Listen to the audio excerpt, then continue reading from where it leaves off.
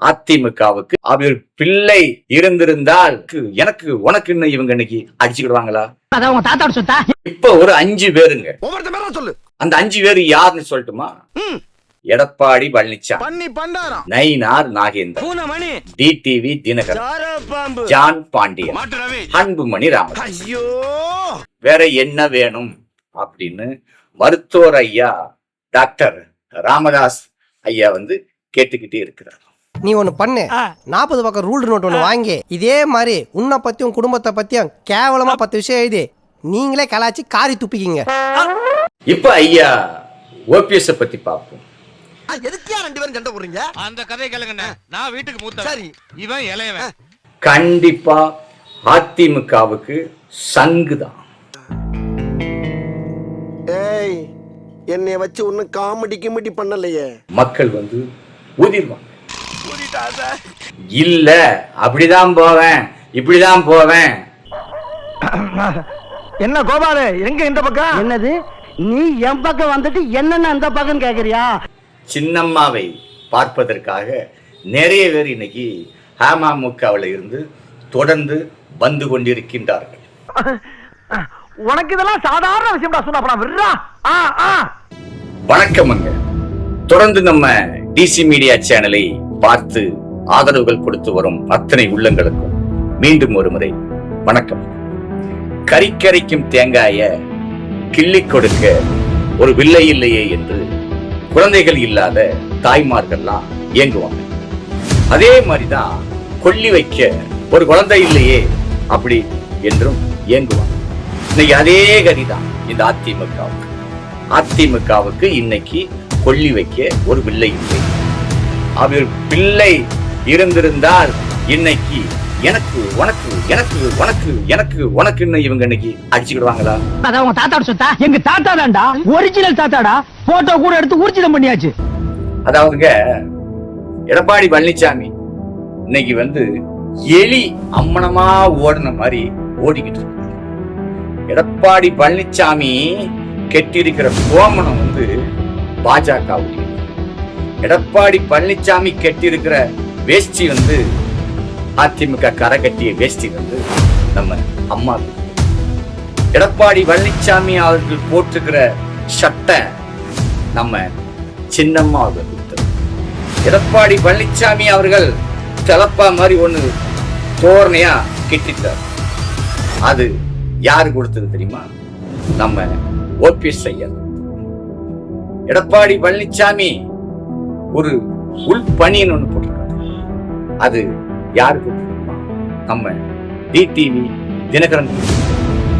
அவரு ஒரு கயிறு ஒண்ணு போட்டிருக்காரு, அருணா கயிறு. அது இப்ப யாரு கொடுத்ததுன்னா ஜான் பாண்டியன். அடுத்தால கையில ஒரு மோதிரம் போட்டிருக்காரு. அது யாரு கொடுத்தீங்கன்னு கேட்டீங்கன்னா நம்ம அன்புமணி ராமதாஸ்.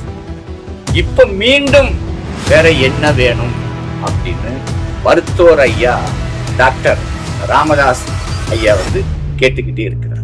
நீ ஒண்ணு பண்ணு, 40 பக்கம் ரூல் நோட் ஒண்ணு வாங்கி இதே மாதிரி உன்னை பத்தியும் குடும்பத்தை பத்தியும் கேவலமா 10 விஷயம் எழுதி நீங்களே கலாச்சி காரி துப்பிக்கிங்க. இப்ப ஒரு 5 பேருங்க. அம்மா என்கின்ற ஒரு பீரவை தூக்கி தலையில வச்சுட்டு தெரு தெருவா கொண்டு போறாங்க. அந்த 5 பேரு யாருன்னு சொல்லட்டுமா? எடப்பாடி பழனிசாமி, நயினார் நாகேந்திரன், டிடிவி தினகரன், ஜான் பாண்டியன், அன்புமணி ராமதாஸ். இப்ப இந்த பீரோவை தூக்கிட்டு போகும்போது தூக்க முடியலடா, அனாவசியமா வாக்கு வேற கொடுத்துட்டேன், அதான் அப்படியே தள்ளவா. இந்த பீரோவுக்கு சாவி கிடையாது. அப்ப சாவி இல்லாம என்ன பண்றாங்க? நடு ரோட்ல பொத்துன போட்டுதான். போட்டாலும் அந்த பீரோ திறக்க முடியும். அப்ப என்ன பண்றாங்கன்னா, ஒரு ஆசாரியை கூட்டிட்டு ஒரு சாவியை போடுறாங்க. தங்கத்தால நீங்க ஒரு சாவியை போட்டாலும் அந்த சாவி டூப்ளிகேட் தான். அந்த அம்மா என்கின்ற பீரோடைய உண்மையான சாவி யார் தெரியுமா? நம்ம சின்னம்மாங்க. அமமுக என்கின்ற அந்த முழு பூசணிக்காய தொண்டர்கள் நடு ரோட்ல கொண்டு போட்டு பொத்துன்னு போட்டு உடைச்சிட்டாங்க. அதை இனி ஒட்ட வைக்க முடியுமா? ஏங்க, ஒரு கை காலு போச்சுன்னு வைங்களேன், அதை போல்டு போட்டு மாட்டிடுவாங்க. பூசணிக்காய உடைஞ்சு போனதை ஒட்ட வைக்க முடியுமா? ஒட்ட வைக்க முடியவே இல்லை. எல்லாருமே தாயை தேடி வந்து விட்டார்கள். இன்னைக்கு ஒரு குழந்தை அதுக்கு ஏதாவது ஒண்ணுன்னா அம்மானு தான் கூப்பிடும். அண்ணன் எல்லாம் கூப்பிடாது, வேற யாரு வேற சொல்லியும் கூப்பிடாது. அப்போ அந்த அம்மா என்கின்ற சின்னம்மாவை பார்ப்பதற்காக நிறைய பேர் இன்னைக்கு அமமுகவில் இருந்து தொடர்ந்து வந்து கொண்டிருக்கின்றார். இப்பங்க தேன் இருக்கு, தேன் சாப்பிடுவதற்கு ருசியா, அதே தேன் ஒரு நாயினுடைய பின்பகுதியில அசிங்கமான இடத்துல ஒட்டிக்கிட்டுன்னு வச்சிருங்க. அதை நம்ம எடுத்து சாப்பிட முடியுமா? யாருக்கும் அது உபயோகப்படாது. அதே மாதிரிதான் இன்னைக்கு நம்ம அமமுக. யானையை மேய்க்கலாம்னு எல்லாரும் ஆசைப்படலாம், மேய்ச்சிட முடியுமா? பயிற்சி செய்யணும், அதுகிட்ட சத்தியம் வாங்கணும். எல்லாம் நீங்க மேல ஏறி உட்கார்ந்து இருந்தீங்கன்னா தும்பி கையால கீழே தூக்கி போட்டு மிதிச்சு கொண்டு. இப்போ அமமுக நாங்குநேரியில மாநாடு. இந்த மாநாட்டுக்கு ஒரு 5000 பேரையாவது கூப்பிடணும், காமிக்கணும்.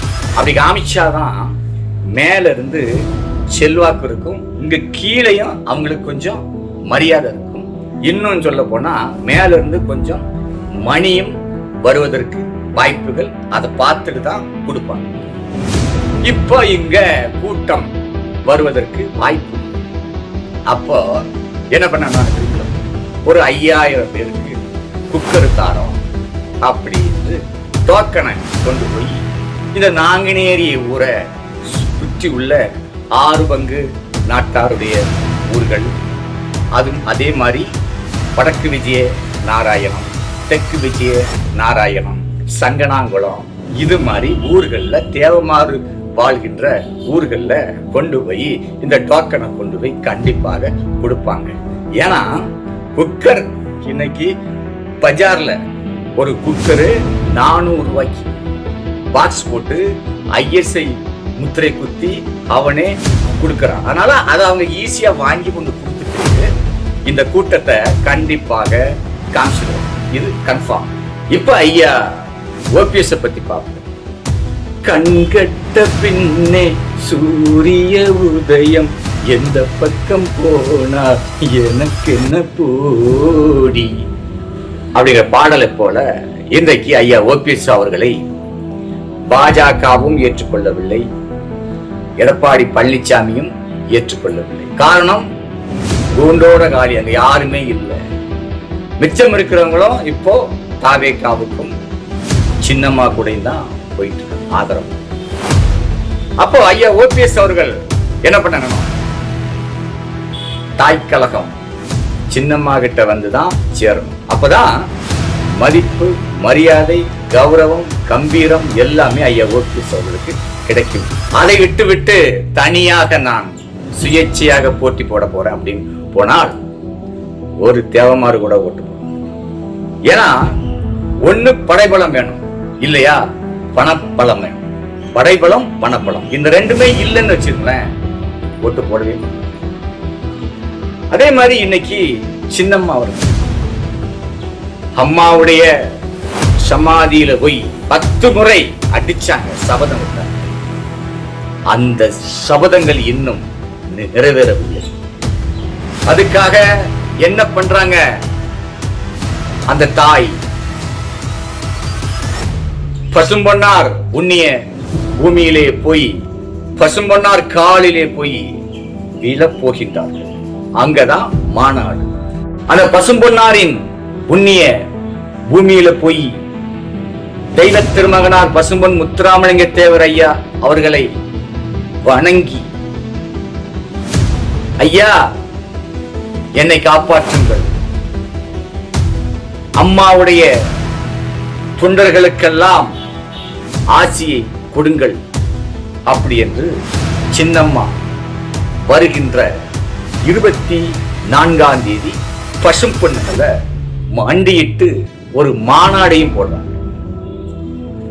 அப்போ அந்த தாயே அந்த பசும்பொன்னுக்கு போகும்போது இந்த ஐயா ஓபிஎஸ் அவர்களும் எடப்பாடி பழனிசாமி அவர்களும் டிடிவி அவர்களும் அம்மாவின் பின்னாடியே செல்லது.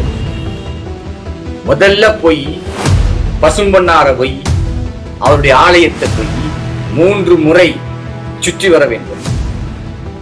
இதை நீங்க செஞ்சாதான் தேவ திருமகனார் அவர்களே உங்களை மன்னிப்பார். அவரை காலில் விழுந்து வணங்க வேண்டும். அடுத்ததாக சின்னம்மாவுடைய காலில் நீங்கள் விழுந்து கும்பிட வேண்டும். ஏன்னா அதுதான் ஹைலைட். அன்றைக்கு அதிமுகவுல அமைச்சரான எல்லாருமே சின்னம்மாவுடைய காலை தொட்டு கும்பிட்டவங்க. அதுக்கு உதாரணம் எடப்பாடி பழனிசாமி. அது இன்றைக்கும் கண்ணுக்கு. அப்ப நான் என்ன சொல்றேன்னா, இதில் நீங்க வேண்டாம்னு உதறிட்டு தாய் பேச்சை கேட்காத வவ்வால் தலைகீழ தான் தொங்குவது போல நீங்க போகக்கூடாது.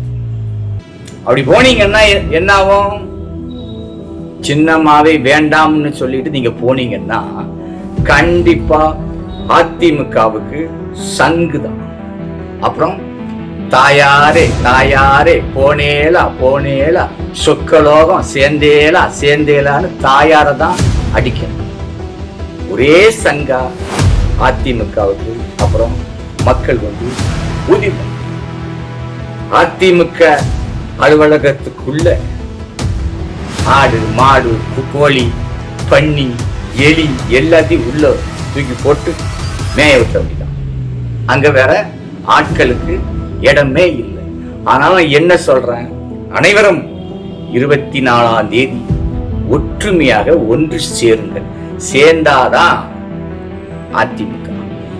இல்ல அப்படிதான் போவேன் இப்படிதான் போவேன் காம்பவுண்டு மேல ஏறிதான் போவேன் நேரு பாதையில் நான் போக மாட்டேன் அப்படின்னு போனீங்கன்னா காம்பவுண்டுக்கு மேல கண்டிப்பாக கம்பி இருக்கும், கண்ணாடி இருக்கும், ஏதாவது ஒண்ணு குச்சி. அப்புறம் நீங்க ஒண்ணுமே செய்ய முடியாது.